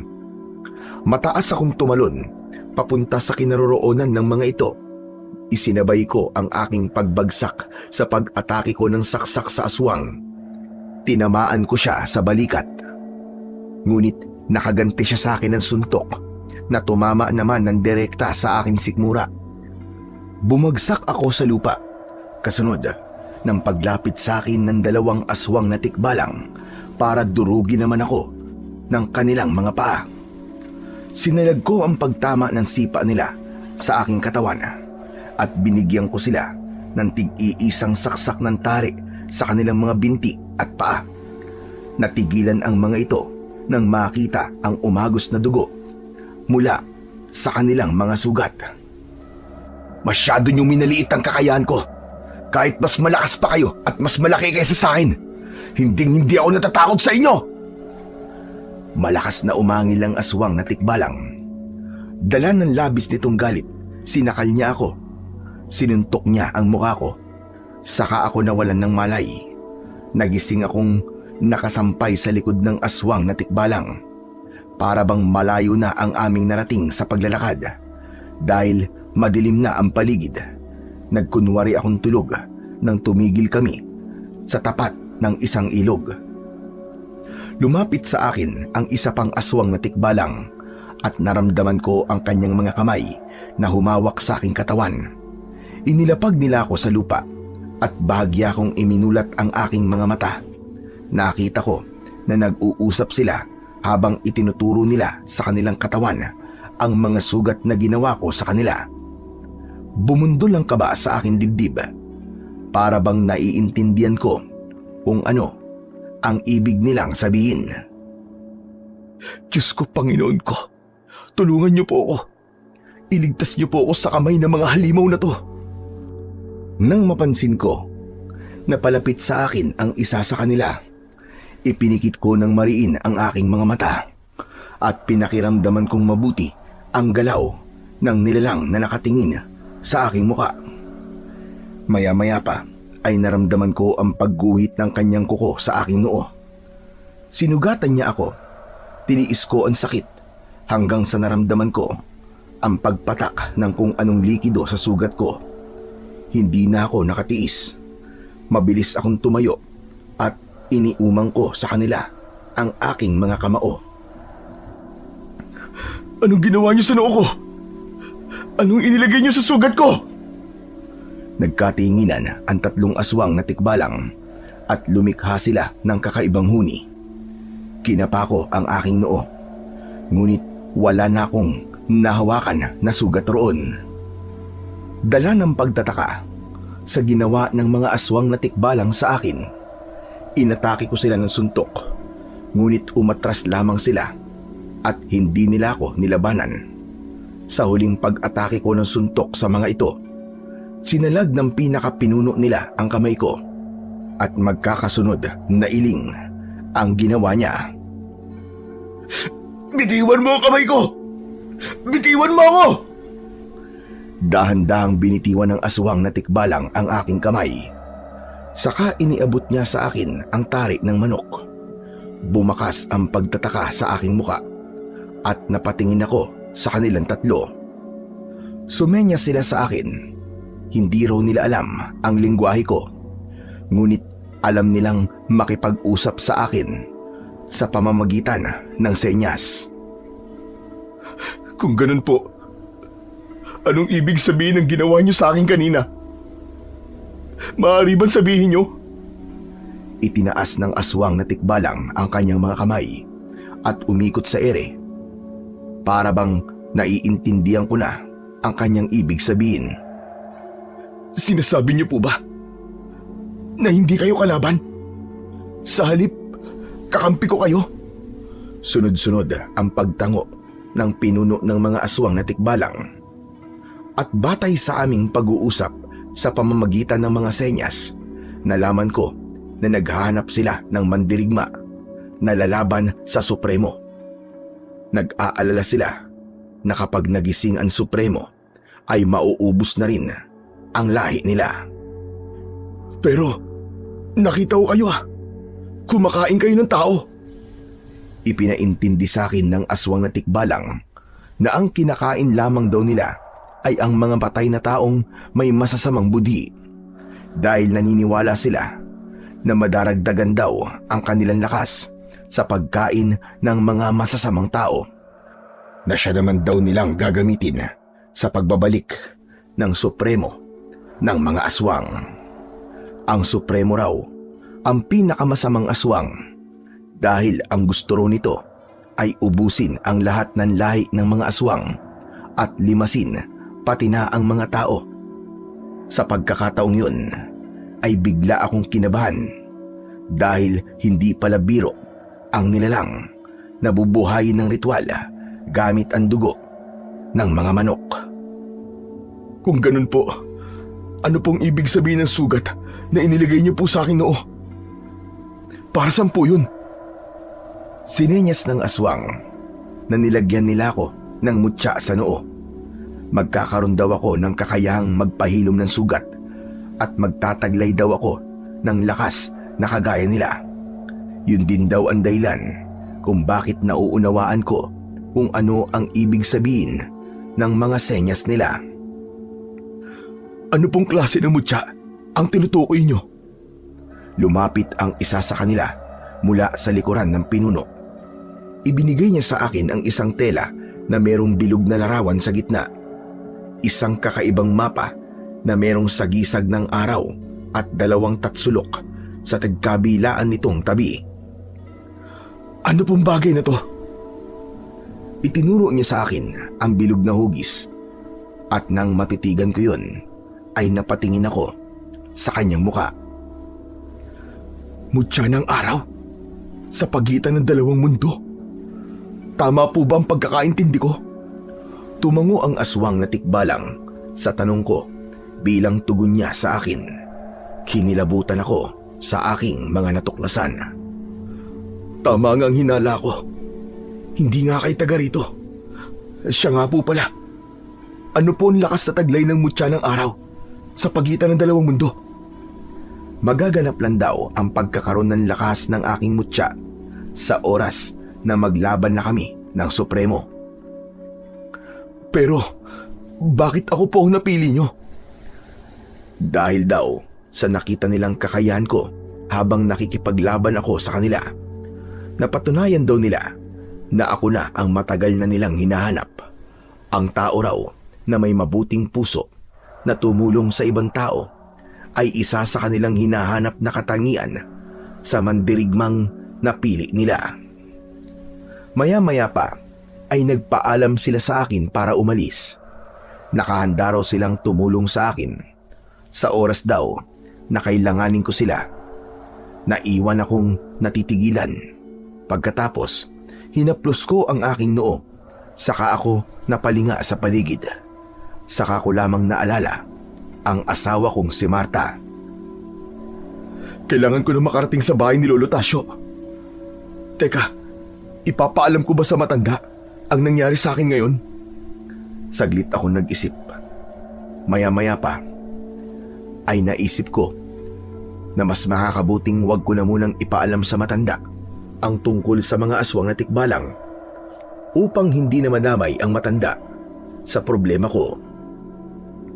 Pagkalipas ng ilang minutong paglalakad, nakarating na ako sa bahay ni Lolo Tasyo. Bukas ang gasera at napansin ko kagad si Buknoy na nakadapo sa bintana. Nang makita niya ako, agad siyang lumipad papunta sa akin. Humapon siya sa aking braso at nagpakawala ng 2 beses na pagtilaok bilang pagpapakita niya sa akin ng tuwa dahil sa wakas nakabalik ako ng ligtas. Pero nang matitigan ko ang kanyang mga mata, tila ba nakaramdam ako ng kakaibang sakit mula sa aking noo. Aray! Aray ko! Anong nangyayari sa akin? Saglit akong natigilan. Nagtataka ko sa kakaiba kong pakiramdam. Ngunit nang maisip ko na baka dahil yon sa mutya na nakabaon sa aking noo, ay nawala ang pag-aalala ko. Maya-maya pa ay nakita ko na si Marta na sumilip sa bintana. Enteng! Enteng! Diyos ko, salamat! At ligtas ka! Agad akong pumasok sa loob ng bahay ni Lolo Tasyo.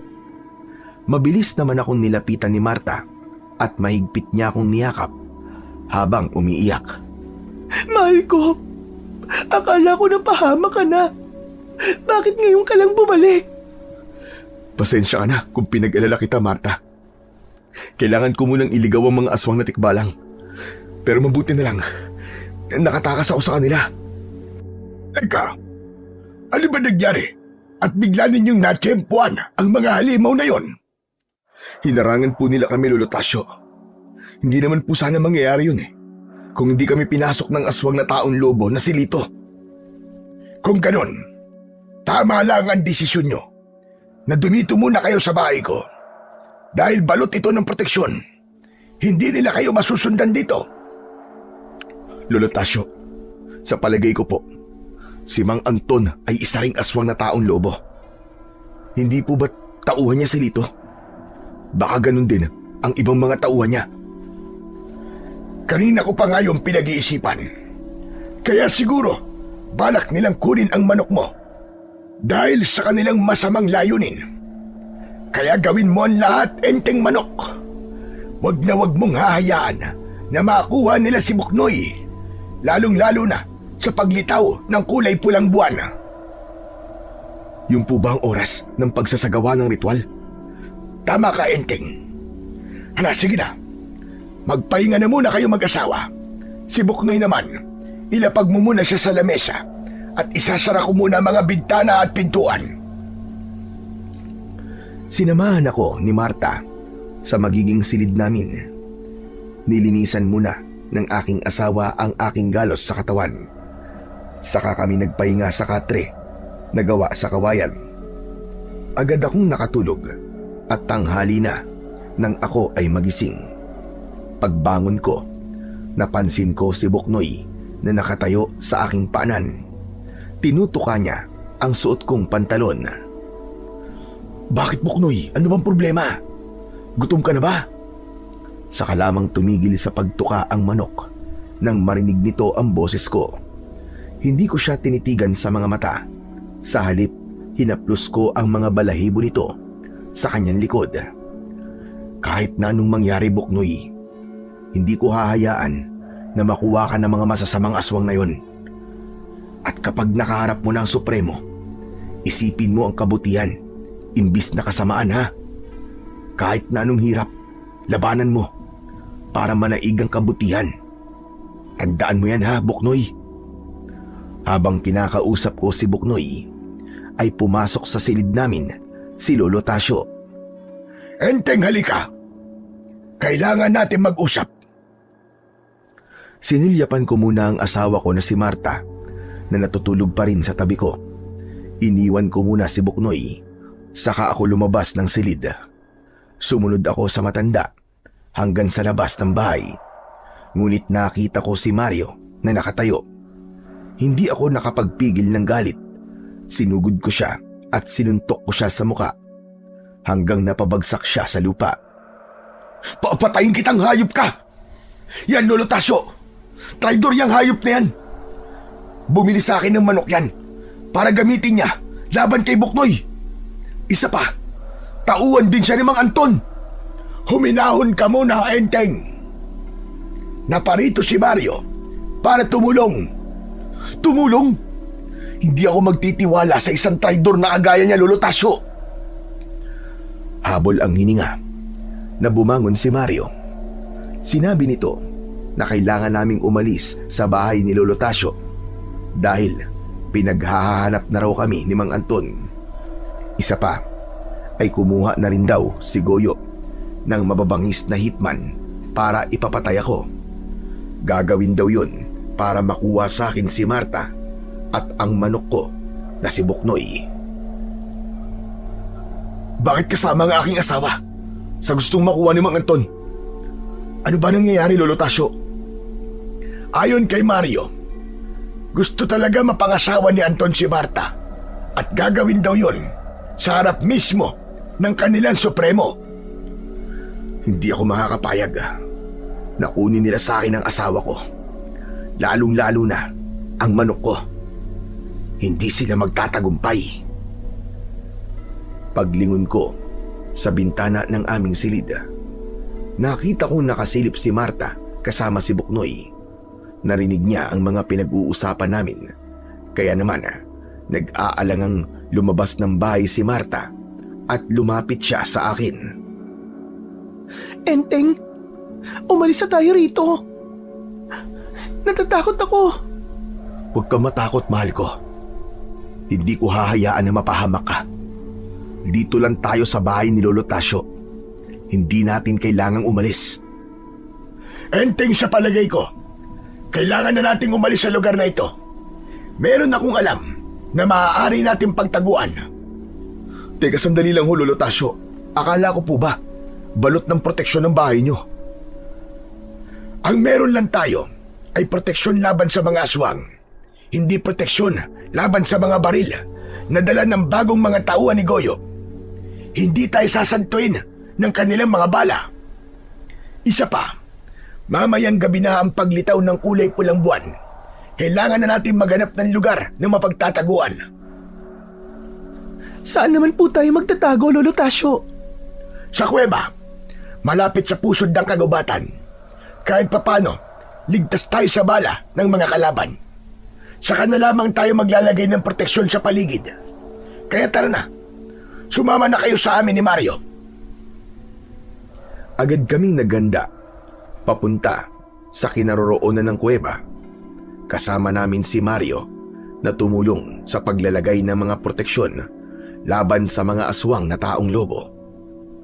Maya-maya pa ay kinausap ko na rin si Marta upang ibigay sa kanya ang isa ko pang tarik ng manok bilang proteksyon niya laban kay Mang Anton. Talaga bang lalabanan natin ang mga aswang na taong lobo, Enteng? Kung yun ang nararapat nating gawin upang matapos na ang pag-aalala natin, ay gagawin ko. Ngunit hindi ikaw ang haharap sa kanila, kundi ako lang. Napakapit ng maigpit sa aking braso si Marta at tumingin siya sa kinaroroonan ni Mario na abala sa paglalagay ng mga asin sa paligid ng kuweba. Magtitiwala ka ba talaga kay Mario, Enteng? Paano kung aswang din siya at kalaban din natin? Hindi siya aswang, Marta. Nararamdaman ko yun. Humingi rin siya sa akin ng pasensya. Isa pa, nalaman ko na siya pala ang tumulong kay Lolo Tasyo para mailigtas si Buknoy laban sa tari na may lason. Ewan ko ba? Pero talagang kinakabahan ako sa kanya. para bang may binabalak siyang masama. Nawala lang ang tiwala mo sa kanya, kaya ka nagkakaganyan. Hala, sige na. Pumasok ka na sa loob ng kuweba. Magluto ka na ng pagkain nating 4. Dalhin mo na rin si Buknoy. Isang malalim na buntong hininga ang pinakawalan ni Marta bago siya pumasok sa loob ng kuweba. Buong maghapon kaming naghanda ng paglalagay ng proteksyon sa paligid ng kuweba. Pagkatapos naming gawin yon, ay nagpahinga na kami.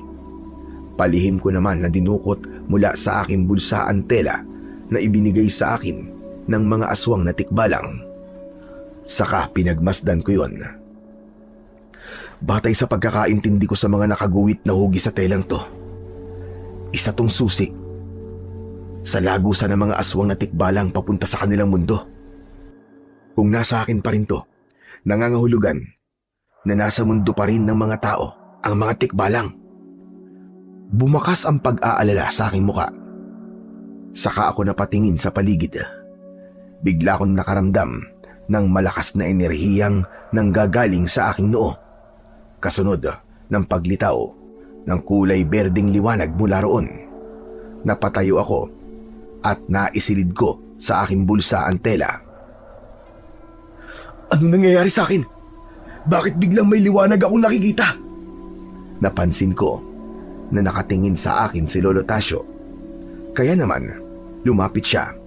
Dahil doon, naging malikot ang aking mga mata. Nag-alala ako na baka nakikita rin ni Lolo Tasio ang liwanag na lumitaw sa aking noo. Anong nangyayari sa'yo, Enteng? Bakit namumutla ang labi mo? Pumasok sa isip ko na ako lamang pala ang nakakakita sa liwanag na biglang lumitaw sa aking noo. Meron lamang po akong biglang naalala, Lolo Tasio, tungkol po sa mga aswang na tikbalang. Ano ang tungkol sa mga aswang na tikbalang? Nag-aalala lamang po ako na baka bigla po silang umatake dito. Hindi sila kagad makakalapit sa kuweba. Ang dapat mong alalahanin ay kapag natuntun tayo ni na Anton at Goyo. Sinadya ko na wag nang ipaalam sa matanda ang tungkol sa napagkasunduan namin ng mga aswang na tikbalang para na rin sa kaligtasan ng aking sekreto. Alam mo ba, Enteng, magmula nang bumalik ang ligtas, para bang merong nagbago sa'yo? Po? Ano pong ibig niyo sabihin? Hindi pa naman ako sigurado kung ano ang nararamdaman kong mabigat na presensya mula sa'yo. Pero huwag kang mag-alala. Hindi naman siguro masama ang nangyari sa'yo habang hinahabol ka ng mga aswang na tikbalang. Ano naman po ang gusto niyong sabihin? Ang mga aswang na tikbalang ay mahusay magmanipula ng tao para mahulog sa kanilang bitag. Kaya sa sandaling makaharap mo sila, hindi sila papayag na hindi ka mamatay. Dahil sa kadahilanang pinangangalagaan nila ng gusto ang kanilang lahi, hindi nila hahayaan na merong makakita sa kanilang anyo at may makapagsabi sa mga tao na totoo ang mga tikbalang. Pero hindi po nila ako napatay. Nabigo po sila. Nakaligtas ako. Kaya ano pong inaalala nyo? Wala naman akong inaalala. Sana lang wala kang itinatagong lihim sa akin. Biglang nanlamig ang aking buong katawan at bumundol ang kaba sa aking dibdib. Para bang alam na ni Lolo Tasio ang lihim ko. Kaya naman, napatayo ako at sinadya kong umiwas sa matanda. Lolo Tasio, maglilibot na po muna ako sa paligid ng kuweba. Magbabantay po ako. Sige, ikaw ang bahala. O paano? Kailangan ko na munang pumasok sa loob ng kuweba. Magpapahinga muna ako. Siya nga pala, mag-iingat ka ha. Baka mamaya niyan makaharap mo ang mga aswang na taong lobo. Huwag po kayong mag-alala. Kaya ko po ang sarili ko. Isang tapik sa balikat ang itinugon sa akin ni Lolo Tasio. Maya-maya pa ay naglakad na ako sa paligid ng kuweba hanggang sa makarating ako sa gitna ng kakawyan. Bigla ako natigilan nang marinig ko ang boses ng mga kalalakihan na nag-uusap. Natanaw ko ang malakas na liwanag mula sa kanilang mga sulo. Nagtago ako sa likod ng puno at sinilip ko sila. Totoo nga, mga armado nga sila. Akma na sana akong aalis sa lugar na yon nang bigla namang magsalita si Goyo. Napatingin ako sa lalaking kausap niya. Ano ka mo? Wala na sila sa kubo ng matandang yon? Ha! Kung ganun, magsipagkalat kayo. Hanapin nyo si Enteng Manok. Agad na nagsipulasan ang mga tao para hanapin ang aming kinaroroonan. Sinundan ko naman ang isa sa mga tauhan ni Goyo at hinarangan ko siya sa daan. Hoy, kumag! Ako ba hinahanap mo? Nandito na ako. Huwag ka lang mag-aksaya ng oras. Agad na itinaas ng lalaki ang kanyang hawak na baril para sana paputukan ako. Ngunit naging maagap ako. Nilapitan ko kagad siya at nilaslas ko ang kanyang braso. Nabitiwan niya ang kanyang hawak na baril. Kaya nagkaroon ako ng pagkakataon para laslasin ang kanyang leeg. Bumagsak ang lalaki sa lupa habang nagkikikisay ang katawan at hinintay ko kung magpapalit siya ng anyo. Pero nagulat ako. Hindi ka aswang? Akala ko aswang ang mga armadong kinuha ni Goyo. Saglit akong nag-isip at inilinga ko ang aking paningin sa paligid. Nang mapansin ko ang maliwanag na sulo na dala ng pangkat ni Goyo, mabilis ko silang nilapitan at si Goyo na mismo ang hinarap ko. Saan kayo pupunta? Hindi ba't ako ang hinahanap nyo? Paputukan nyo! Patayin nyo, dali! Agad na umalingaw-ngaw ang mga putok ng baril, habang ang mga bala naman ay tumama sa katawan ng mga puno at lupa. Naiwasan ko ang kanilang pag-atake at tumakbo ako ng mabilis paikot sa kanila. Kailangan ko silang mailigaw para hindi nila matuntun ang kinaroroonan ng aking asawa at ng aking manok na si Buknoy. Ngunit nagulat ako nang marinig ko ang pagtilaok ni Buknoy mula sa madilim na bahagi ng kakawyan. Hindi maaari. Bakit tamaan siya ng bala? Bakit pa kaya siya sumunod dito? Tinako ang daan para lapitan ang pinagmumulan ng tilaok ni Buknoy at nanlaki ang aking mga mata nang makita kong pinagtututukan niya ang mga mata ng mga taong may hawak na mga baril. Agad ko naman silang nilapitan at tumulong ako kay Buknoy. Nilaslas ko ang leeg ng mga tauhan ni Goyo. Pagkatapos, dinampot ko si Buknoy para magtago sa likod ng puno. Maya-maya pa, dumating na si Goyo. Dinatnan niya ang kanyang mga tauhan na naliligo sa sarili nilang dugo at butas na ang kanilang mga mata. Dala ng labis na galit, nagpaputok ng baril si Goyo. Enteng! Magbabayad ka sa ginawa mo sa mga tauhan ko! Sige! Hanapin niyo siya! Kailangan niyong patayin si Enteng Manok dahil banta siya sa ating mga binabalak. At kapag napatay na natin si Enteng Manok, isunod niyo naman si Boss Anton! Bigla akong natigilan sa aking mga narinig. Napatingin ako kay Buknoy. Bakit pati si Mang Anton balak patay ni Goyo? Ano kaya ang binabalak niya? Sige na, magsikalat kayo. Magkita na lamang tayo sa tagpuan. Kailangan mawala ang mga hadlang bago pa lumitaw ang kulay pulang buwan. Sabay-sabay na umalis ang mga kalaban. Ako naman ay nagtataka sa aking mga narinig. Agad akong bumalik sa kinaroroonan ng kuweba. Mabilis akong pumasok sa loob ng yungib. Ngunit nagulat ako sa aking nadatnan. Tumambad sa aking paningin ang wala ng buhay na katawan ni Mario. Nag-alala ako. Hinanap ko kagad sina Marta at Lolo Tasio. Ngunit wala na ang mga ito. Maya-maya pa ay naramdaman ko ang mainit na dulo ng baril sa aking batok. Dahan-dahan akong tumayo saka maingat na humarap sa taong may hawak ng baril. Napangisi ng nakakaloko si Goyo bago siya nagsalita. Sinasabi ko na nga ba't dito kita matatagpuan eh. Hala, sige. Lakad! Nagtataka ako kung paano nakapasok si Goyo sa loob ng kuweba. Gayong alam ko na mayroong proteksyon ang paligid ng yungib. Saan mo ko dadalin? Huwag kang mag-alala. Hindi na ako mahihirapan kung saan kita dadalhin. Dahil narito ka na mismo sa kuta namin. Anong ibig mo sabihin, ha?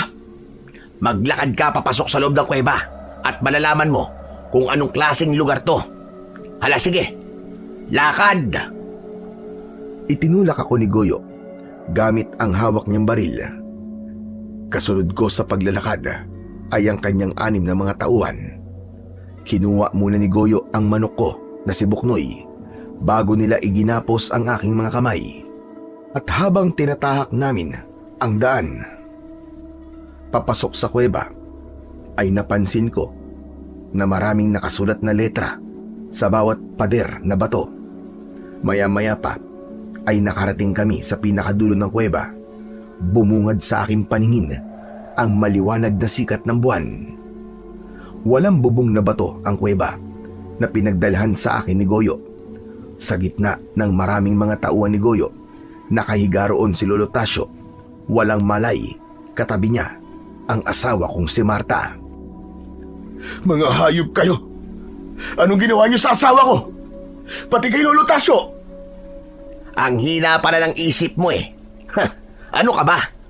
Utak manok ka na rin? Hindi pa rin ba manilaw sa'yo? Bahagi ito ng pagsisimula ng aming pagpapalakas ng kapangyarihan. Pakawalan mo sila! Hindi kayo magtatagumpay sa pagiging supremo ninyo! Nakakatawa ka. Hala, sige. Igapos nyo na ang hayop na ito dun sa poste, malapit sa higaan ng kanyang asawa. Para naman makita niyang mabuti ang pagsasagawa natin ng ritual. Patulak nila akong pinalapit sa kinaroroonan ng aking asawa na si Marta. Hinawakan nila ako sa kamay at isinabit nila ako sa poste. Maya-maya pa, lumapit si Goyo sa tabi ni Lolo Tasyo habang hawak nito ang manok na si Buknoy. Mahal naming Supremo, maghintay labang kayo dahil nalalapit na ang muli ninyong paggising. Itinaas ni Goyo ang manok sa ere. Pagkatapos ay iginapos katabi ni Lolo Tasyo. Huwag mong idamay ang matanda sa kalokohan mo, Goyo! Pakawalan mo na rin ang asawa ko! Hindi ikaw ang masusunod dito, Gonggong. Pagmasdan mo na lang ang gagawin ko kay Marta bilang alay ko sa mahal na Supremo. Itinaas ni Goyo ang kanyang palad at naghiwa siya sa kanyang kamay. Tumulo ang dugo at ipinatak niya yon sa bibig ni na Marta at Lolo Tasyo. Nagpumiglas ako, ngunit wala akong magawa. Litong-lito na ako sa mga nangyayari. Maya-maya pa ay dumating ang maraming mga alagad ni Goyo. May mga dala silang manok na galing sa nakaw at ang punyal na hawak nito ang ginamit na panggilit sa leeg ng mga manok. Ipinaligo niya ang dugo ng mga manok sa katawan ni Lolo Tasyo at Marta. Pagkatapos, sinugatan nila si Buknoy at ang dugo nito ang ipinainom sa matanda. Habang nasa kalagitnaan ng pagsasagawa ng ritual si Goyo, dumating naman si Mang Anton kasama ang kanyang mga tauhan. Lahat sila ay nakatutok ang baril sa kinaroroonan ni Goyo.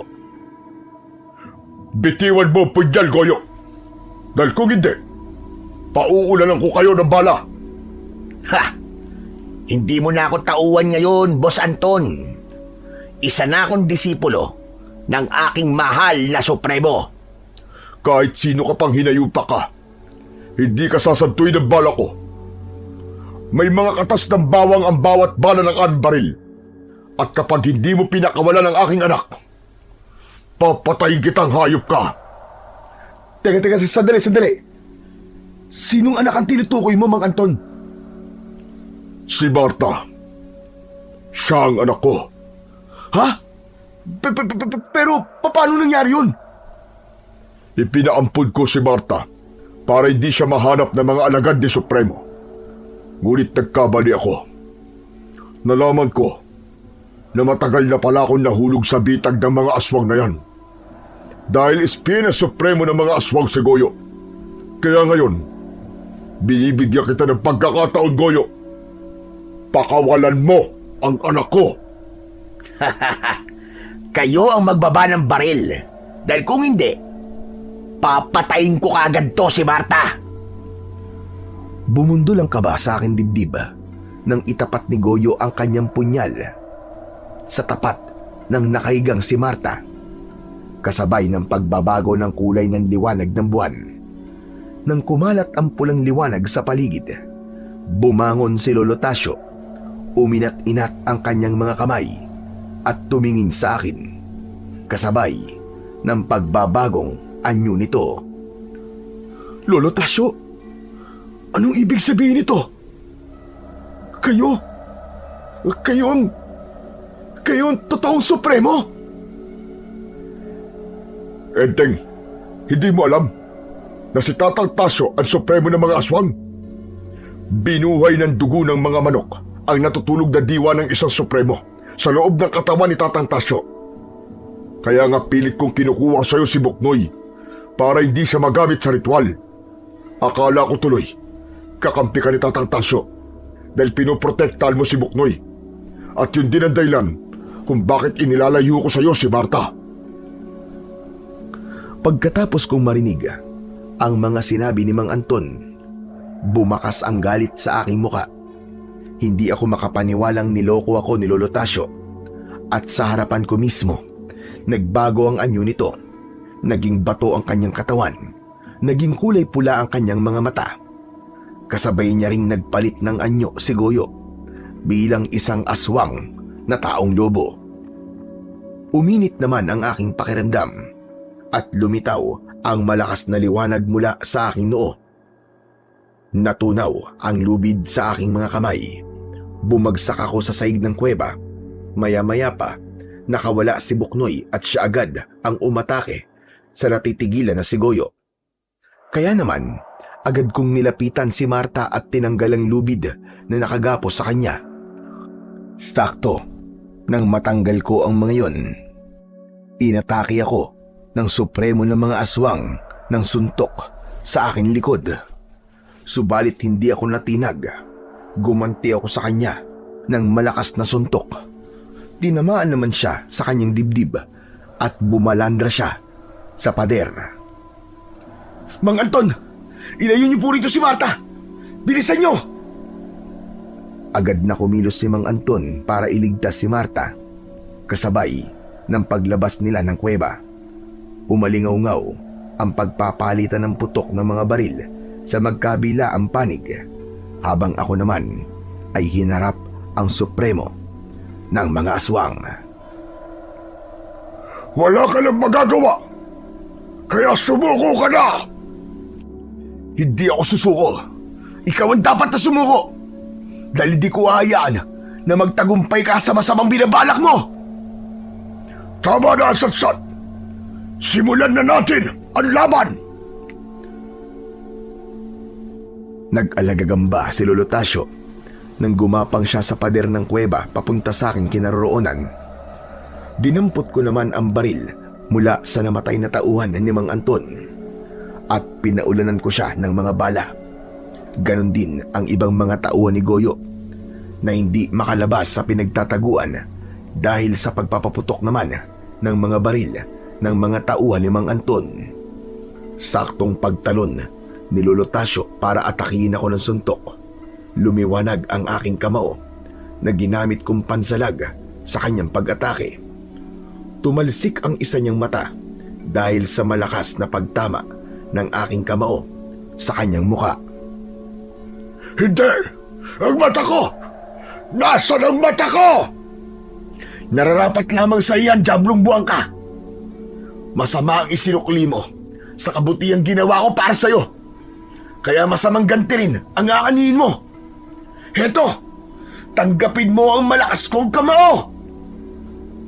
Isang malakas na suntok ang tumama sa muka ni Lolo Tasyo, kasabay ng pagkalagas ng kanyang mga ngipin. At sa pagtingin ko sa gawin ni Goyo, nakita ko ang aking tarik sa kanyang bewang. Mabilis ko siyang nilapitan at inagaw sa kanya ang aking sandata. Dalawang malakas na suntok ang tumama sa pagmumuka ni Goyo. Dinurog ko ang kanyang bungo. Pagkatapos, nilaslas ko ang kanyang leg. Iniwan ko siyang nagkikikisay ang katawan habang bumubulwak ang kanyang dugo mula sa nakabuka niyang sugat sa leeg. Maya-maya pa, nilapitan ko si Buknoy. Mabilis ko siyang nilagyan ng tali sa paa. Saka ko siya pinalipad sa ere. Sa kanya, pinagpapapalo ang mga tauhan ni Goyo. Akala mo ba ay hahayaan ko na lang na mapatay mo ako? Nagkakamali ka! Heto ang nararapat sa'yo! Malakidlat na pag-atake ang ginawa nito sa akin at namalayan ko na lang na nakabaon na ang kanyang mga kuko sa aking dibdib. Napangiwi ako sa labis na sakit, ngunit gumanti ako sa kanya ng malakas na suntok na direktang tumama sa kanyang muka. Umangil ito ng malakas at humaba ang kanyang mga pangil. Sumigaw ako ng malakas at tinawag ko ang pangalan ng mga aswang na tikbalang. Natigilan si Lolo Tasyo nang marinig niya ang malakas na halinghing ng mga aswang na tikbalang. Kasunod ng pagkawasak ng pader ng kuweba, pumasok ang 3 aswang na tikbalang at inatake nila si Lolo Tasyo. Nabitiwan niya ako at bumagsak akong paluhod sa sahig ng kuweba. Hinawakan ng mga aswang na tikbalang si Lolo Tasyo at sumenyas ang isa sa kanila na gawin ko ng nararapat para patayin ang supremo ng mga aswang. Inipon ko ang lahat ng aking lakas hanggang sa lumitaw ang liwanag mula sa aking noo. Kumalat yun sa buong loob ng kuweba. Ngunit bigla kong naramdaman ang masakit na pagkahiwa ng tarik sa aking noo. Nakita ko si Buknoy. Inuutusan siya ni Lolo Tasyo. Tuluyan mo na siya, Buknoy! Ako ang dati mong amo! Ako ang sundin mo! Nang mapatingin ako sa mga mata ni Buknoy, nasilaw ako at naramdaman ko ang panghihina sa aking katawan. Pumikit ako at muli kong pinalitaw ang malakas na liwanag mula sa aking noo, kasabay ng pakikipag-usap ko kay Buknoy. Buknoy, kung natatandaan mo mga sinabi ko sa'yo, labanan mo ang utos sa'yo ng amo mo, kahit gano'n pa kahirap. Huwag mong hayaan na matalo ka ng kasamaan. Lumaban ka sa kanyang kapangyarihan. Pagmulat ko ng aking mga mata, tumama ang malakas na liwanag sa katawan ng supremo ng mga aswang na si Lolo Tasyo. Kasabay ng paglipad ni Buknoy papunta sa kinaroroonan nito, kitang-kita ko ang pagtarak ng tari sa leeg ng supremo. Unti-unti siyang nalusaw hanggang sa tuluyan siyang maging abo at bumagsak yon sa lupa. Naglaho ang kulay pulang liwanag sa paligid. Ganon din ang liwanag mula sa aking noo. Nang maubos ang mga aswang, natira ang mga tauhan ni Mang Anton. Bigla ang tuwang naramdaman ko nang marinig ko ang boses ni Marta mula sa aking likuran. Enteng! Asawa ko! Sa paglingon ko sa gawin ni Marta, agad niya akong niyakap ng maigpit. Pagkatapos hinarap ko naman ang mga aswang na tikbalang. Nagpasalamat ako sa kanila. Saka ko ibinalik ang tela sa mga ito. Maya-maya pa, nagpaalam na rin sila at tuluyang naglao sa aming paningin. Maya-maya pa, lumapit naman si Mang Anton. Maraming salamat, Enteng. Patawarin mo ko dahil hinusga kita. Akala ko kakampi ka talaga ni Supremo. Kalimutan niyo na po yun. Ang mahalaga, patay na ang Supremo. Hinusgahan ko rin naman po kayo.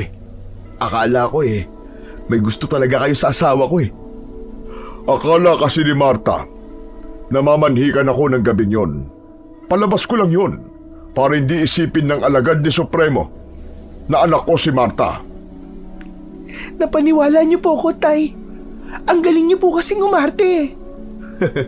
Pati nga ako eh, ang buong akala ko, si Mang Anton ang kalaban ko. Abay akalain mo, si Lolo Tasyo pala ang supremo ng mga aswang. Nagpanggap lang ako ng masamang tao para mahuli ko ang mga alagad ni Tatang Tasyo. Hindi ko naman nakalain na si Goyo pala yun. Nang tumilaok si Buknoy, saka ko lamang siya napansin. Dinampot ko siya at sobra akong nagpasalamat sa ginawa niya. Pagkatapos ng gabing yun, ay muli kaming bumalik sa bahay. Ginamot ko ang sugat ni Buknoy at kinalimutan namin ang mga nangyari sa loob ng kuweba, pati na ang tungkol sa mga aswang na tikbalang. Ipinagpatuloy ko ang pagtulong sa mga taong naghihirap. Kasama ko si Tatay Anton na siyang nanguna upang maglunsad ng libreng pabahay sa mga matatandang inabandona ng kanilang mga anak. Ilang taon din akong naging manunugis ng mga aswang. Inubos ko ang natitirang mga alagad ni Lolo Tasyo at Goyo hanggang sa wala na ngang natira sa mga lahi ng mga aswang na taong lobo at bumalik na sa dating katahimikan ang aming baryo. Hanggang dito na lamang po ang aking kwento. Sana po ay may napulot po kayo na magandang aral. Hanggang sa muli at pagpalain nawa po kayo ng Diyos na may kapal.